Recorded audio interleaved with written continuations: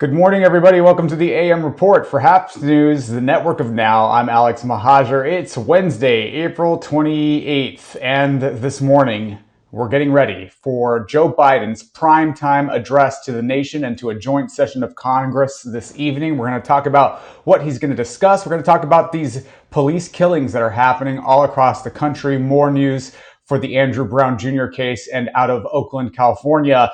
And the legal woes are mounting for Donald Trump and his lackey, Tucker Carlson. We're going to talk about that and all of today's top headlines this morning on the AM Report.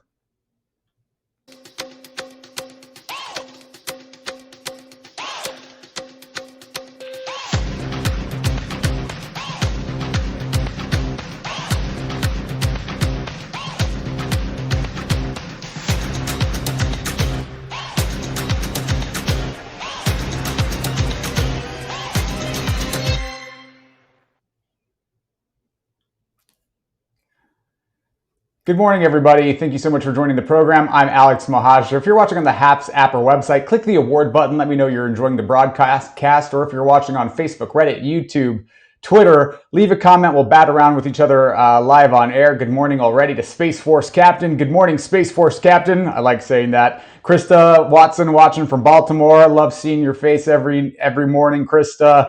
And Renee Barone. Oh, Renee, it's good to see you. Faithful viewers, you guys make me so happy to see you guys in the morning here. So chime in if you're watching. Let me know where you're watching from and what you're thinking as we get into today's top headlines. First and foremost, Joe Biden will address the United States in a primetime address and before a joint session of Congress in what is going to be like a State of the Union, but it's not technically officially a State of the Union address. It begins at 6 p.m. Pacific tonight. He's going to talk about his victories in his first 100 days. We're approaching his 100th day in office, I believe tomorrow, and to propose spending $1.8 trillion over the next decade to invest in education.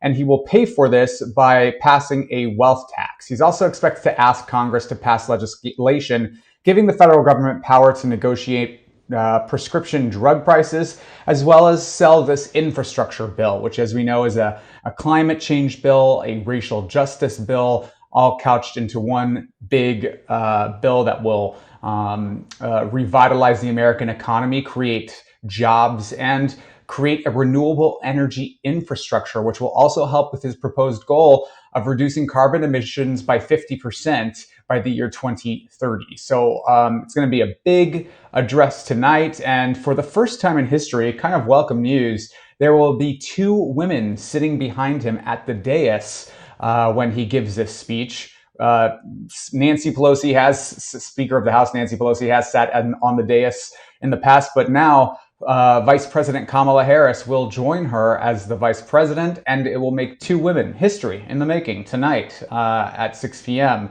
to see Biden up there with two women leading the United States. So as we go into tonight's address, more than half of Americans approve of President Biden's performance after nearly 100 days in office, according to a Reuters Ipsos poll, which is a level of support that Donald Trump never achieved in his entire presidency. From the beginning to the end, he was never able to get above water. And this should help Democrats as they start to pursue their infrastructure bill and big ticket spending items on the budget Biden agenda. So the national opinion poll found that 55% approved of Biden's performance in office, while 40% disapproved, and the rest were not sure.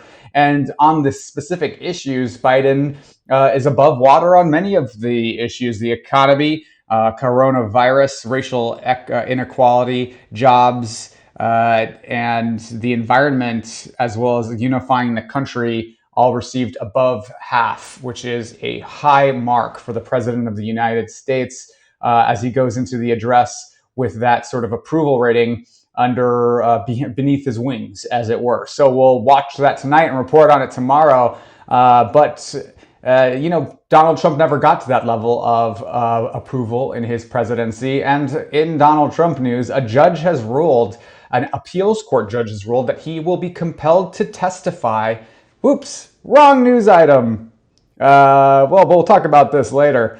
But let's talk about this now, actually. A judge will rule today on releasing body cam footage of Andrew Brown Jr.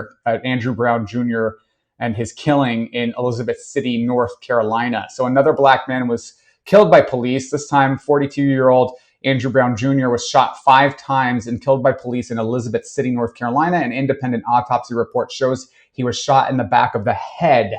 So his family is calling this an execution. Apparently his hands were on the wheel at the time of his shooting. And want to play for you a little bit of the press conference that was given yesterday. This is from the family of Andrew Brown Jr. talking about they've seen the body cam footage. Now a judge is ruling whether or not the body cam footage should be released. And here's the family talking about what they observed in that body cam video. Let's be clear. This was an execution. Andrew Brown was in his driveway. The sheriff truck blocked him in his driveway, so he could not exit his driveway. Andrew had his hands on his steering wheel. He was not reaching for anything. He wasn't touching anything. He wasn't throwing anything around. He had his hands firmly on the steering wheel. They run up to his vehicle shooting. Sure did. He still stood there, sat there in his vehicle with his hands on the steering wheel while being shot at.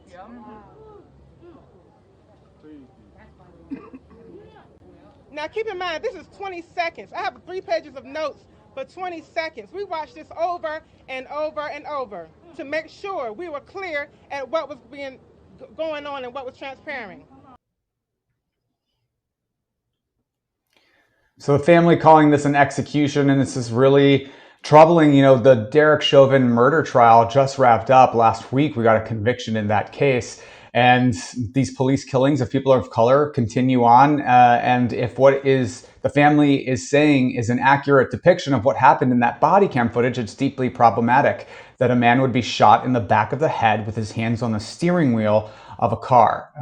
As we know, Elizabeth City is in North Carolina, and they declared a state of emergency there. First-time viewer, pensive, says, first-time viewer from Virginia, close to Elizabeth City, North Carolina. Would be interested to get your take if you're nearby about what the atmosphere is like there. People have been protesting every single day as a result of this police killing, and it's just another troubling police killing that seems to be using an excessive amount of force, so much so that it's lethal. And this is also happening right now in the San Francisco Bay Area, where police killed a 26-year-old man by the name of Mario Gonzalez by pinning him to the ground for more than 5 minutes with elbow on the neck and knee to the shoulder. The body cam footage shows that they pinned him to the ground for 5 minutes, and it was released yesterday. Alameda police were talking to Gonzalez in a park after receiving a 911 call that he appeared to be disoriented or drunk. They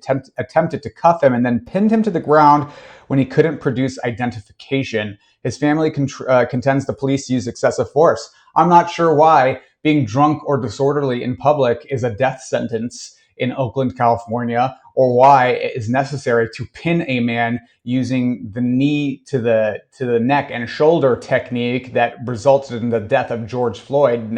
This is big national news now at this point to all the police out there, that this is an excessive use of force and could result in death, especially if you do it for a prolonged period of time. And then, of course, 26-year-old Mario Gonzalez died from the similar tactic because he was drunk. Is that really necessary? Does someone really need to die for this? So it's more troubling news coming out about police killings. This is a Hispanic man, 26 years old. And it's just really, it's shining a light on the need to reform policing altogether. But speaking of legal woes, this was the earlier news item that we were referencing. Legal woes for Donald Trump are continuing to mount. A court has ruled he must testify in a 2015 assault case. A New York appeals court has compelled Donald Trump to testify in a deposition for a lawsuit brought by a group of activists who claim his security team assaulted them during a 2015 protest outside of Trump Tower. So a state court judge in the Bronx in 2019 ordered Trump to answer questions under oath in the case. But then at that time, Donald Trump was president, and he argued that he could not be compelled to testify because presidents are sitting presidents cannot participate in legal proceedings, I guess. I mean, they argue that the president cannot be charged with a crime while a sitting president, but that's now moot because he doesn't have the protections of the presidency at his disposal now because he's out of office. So the appeals court says the appeals panel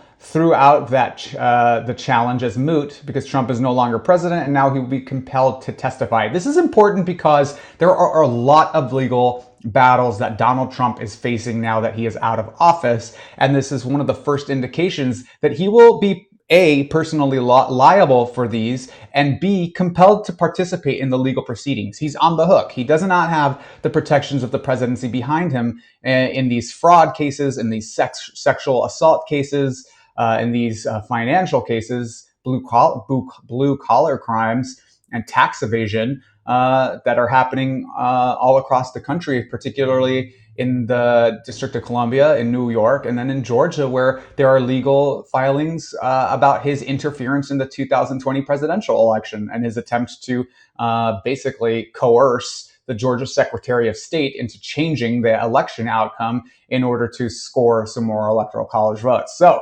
legal problems mounting for the former president. And then there's his right-wing lackeys like Tucker Carlson, who are still spouting white supremacist propaganda, pro-Trump propaganda, continuing to imply that the election was stolen, the big lie, even though now Dominion Voting Systems has filed multi-million dollar, billion dollar defamation suits against people like Fox News, Mike Lindell, Sidney Powell, the participants who spread that big lie. And Tucker Carlson, though, now taking his aim at masks. He went on an anti-mask tirade the other night on his broadcast that was quite a doozy. He's become particularly deranged. And if you listen to this tirade, he's talking about restoring society to what it was meant to be. If you really listen to him closely, what he's really saying is restoring us to a white society. That's what I'm reading between the lines here. But why don't you take a listen to Tucker Carlson going on his mask tirade, and we'll get your feedback in just a second. We did give in. This grotesque version of Halloween went on for more than a year, and it's still going on. Not even Tony Fauci still pretends that masks are medically necessary. Instead, masks are purely a sign of political obedience, like Kim Il-sung pins in Pyongyang. We wear them because we have to. The only people who wear masks voluntarily outside are zealots and neurotics. How neurotic are they? Well, we know. A Pew survey from last March found that 64% of white Americans who classify themselves as liberal or very liberal have been diagnosed with an actual mental health condition. And you see them everywhere when you walk down the street in any major city. If you dare to go on foot from Union Station to the Capitol, for example, in Washington without wearing a mask, angry Biden voters will snort at you in judgment. How could you? They're saying from behind the gauze. How could you? That's the question we should be asking of them in return.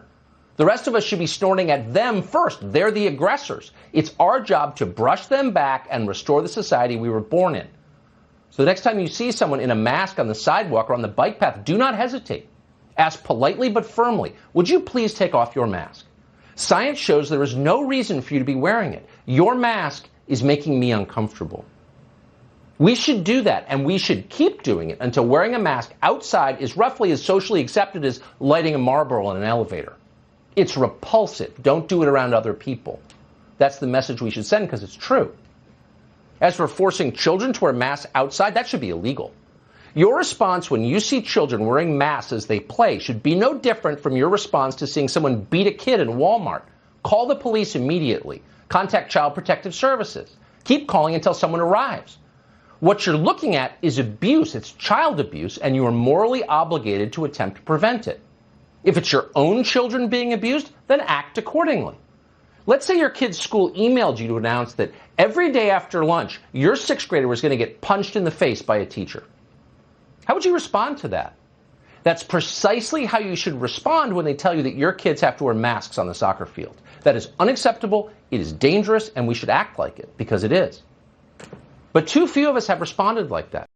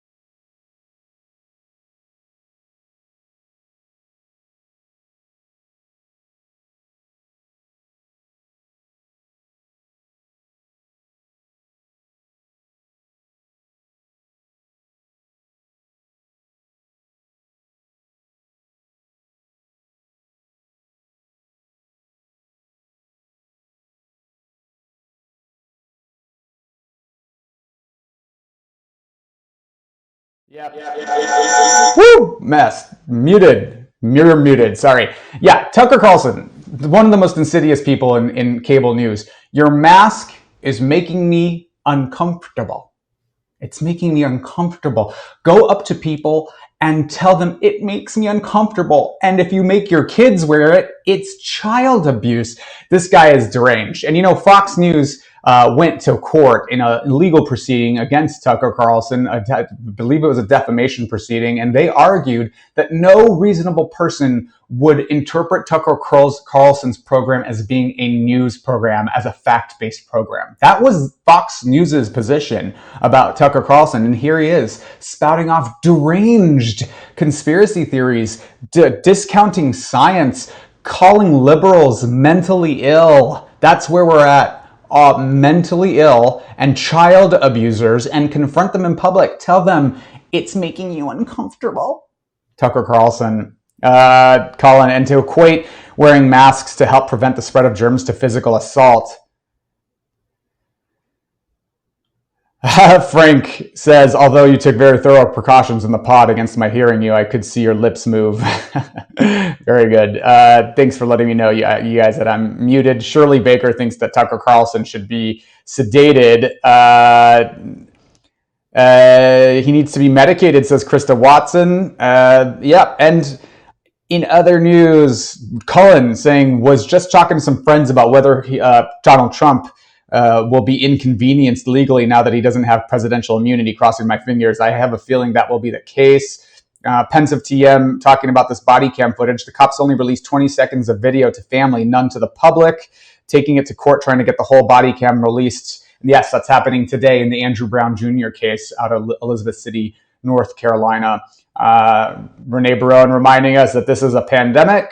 And that's all we got for you this morning on the AM Report for Haps News Network of Now. We're live every weekday morning with all of your quick political news and headlines to get your day started right. If you like this journalism, if you like this broadcast, please consider sponsoring it, like Cullen or like any one of my faithful viewers. You guys rock. Visit me at haps.tv/@Alex, where you can become a recurring monthly sponsor. Click the award button if you're a Haps member, or just click subscribe and you'll get a notification when we go live. Thank you for the high award, Cullen. Thank you, Shirley, for the warm wishes. Appreciate you guys. We'll be back tomorrow morning with all of your latest and to cover this big joint session of Congress and Joe Biden's address to the nation tomorrow morning on the AM Report. Thanks, guys, for joining. We'll see you tomorrow. Have a good one. Bye-bye.